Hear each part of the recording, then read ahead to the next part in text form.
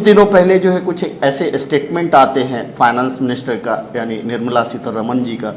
वो कहती हैं कि लोअर मिडिल क्लास का जो इनकम है वो 6 लाख से शुरू होता है, यानी मिनिमम इनकम। इस हिसाब से अगर हम कैलकुलेट करें तो एक आदमी की जो लोअर मिडिल क्लास का जो कमाने वाला है उसकी इनकम 50,000 रुपये मिनिमम हुई।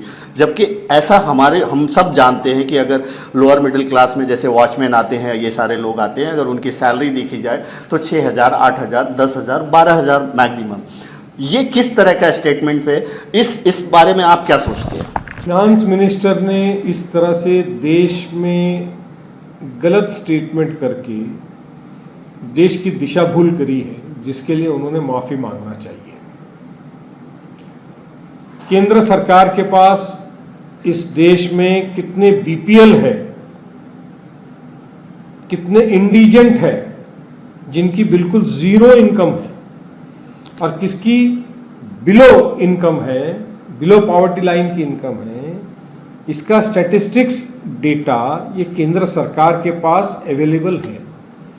ये होने के बावजूद अगर फिनांस मिनिस्टर निर्मला जी ये कहती हैं कि इतने लाख की इनकम, 6 लाख से 18 लाख की लोअर कम्युनिटी की, लो इनकम ग्रुप की इनकम है, तो ये बहुत ही दुर्भाग्यपूर्ण है।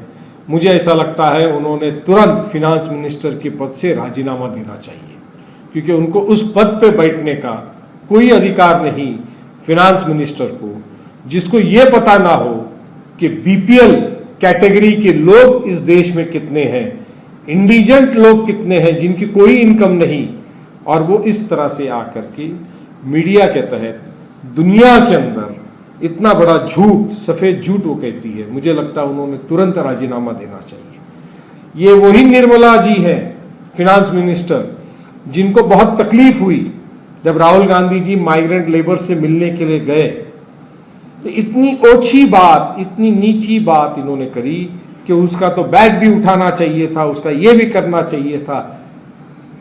ये तो केंद्र सरकार ने सोचना था कि ये माइग्रेंट मजदूर रास्ते पे क्यों बैठा है,